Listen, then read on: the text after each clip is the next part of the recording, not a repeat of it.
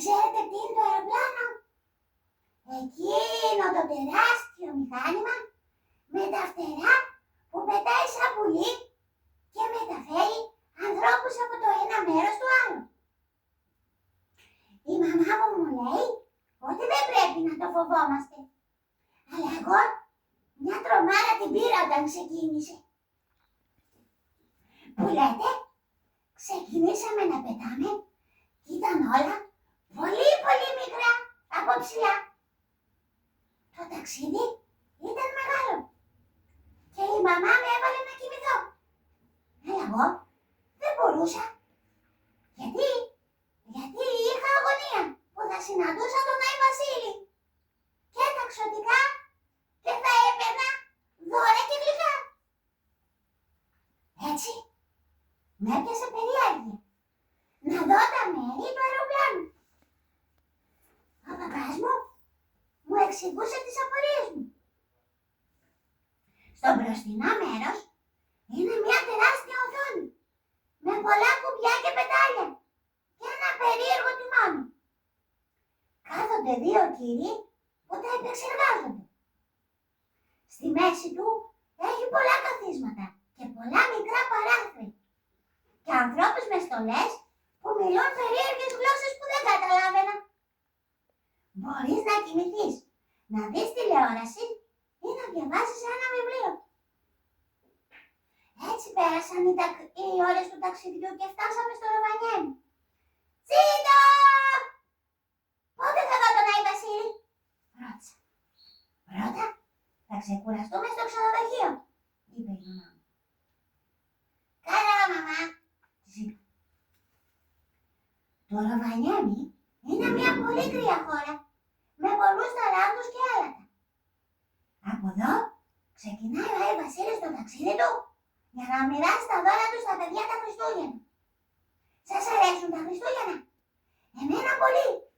Γιατί παίρνω πολλά δώρα.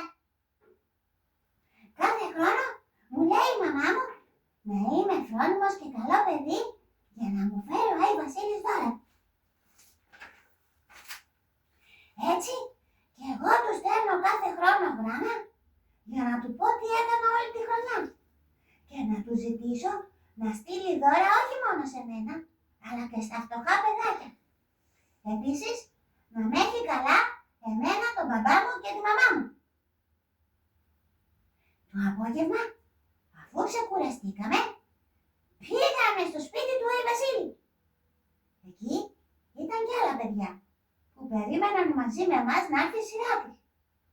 Έτσι, μετά από ώρα, ήρθε και η δική μου, που τόσο λαχταρούσα. Έτρεμαν τα πόδια μου από τη χαρά μου. Ο Άι Βασίλης καθόταν στον λαμπερό κοκκινό χρυσό έλκυθρό του και περίμενε εμένα, ναι. Πλησίασε, μου είπε και με έβαλε να καθίσω δίπλα. Ήσουν καλό παιδί φέτος? Με ρώτησε. Ναι, ο Βασίλη μου, απάντησε. Και η μαμά μου του χαμογέλασε. Τότε εκείνος άνοιξε το μεγάλο κόκκινο σάκο του και έβγαλε από μέσα του ένα ποδήλατο. Σε ευχαριστώ, Άγιε Βασίλη, είναι πολύ όμορφο. Όπως το είχα ονειρευτεί. Να είσαι φρόνιμος και να κάνεις τα μαθήματά σου, μου είπε. Εντάξει, Άγιε Βασίλη, το υπόσχομαι. Έτσι, πήρα το ποδήλατό μου και επέστρεψα με τους γονείς μου στο ξενοδοχείο. Την άλλη μέρα με πήγαν στο σπίτι με τα γλυκά. Ήθελα να τα φάω όλα. Όμως η μαμά είπε ότι δεν κάνει να τρώμε πολλά γιατί χαλάνε τα δοντάκια μας. Είδαμε και το εργοστάσιο παιχνιδιών. Τι χρώματα και τι διαφορετικά παιχνίδια είχε. Ήμουν πολύ ευχαριστημένος που τα είδα όλα αυτά. Έλα, είναι ώρα να φύγουμε, είπε η μαμά μου. Όχι, δεν θέλω, της είπα. Είναι αργά, μου είπε. Αύριο πρέπει να φύγουμε. Όχι, δεν θέλω, της είπα. Μα πρέπει, γιατί οι γιορτές θα τελειώσουν και θα πας πάλι σχολείο και εμείς στη δουλειά. Εντάξει, μαμά, αλλά του χρόνου να ξανάρθουμε. Εντάξει, βλέπουμε έως του χρόνου. Μαμά, πέρασα τέλεια, δεν θα το ξεχάσω ποτέ. Σε αγαπώ πολύ και σένα, μπαμπά. Έτσι, πήραμε τον δρόμο της επιστροφής.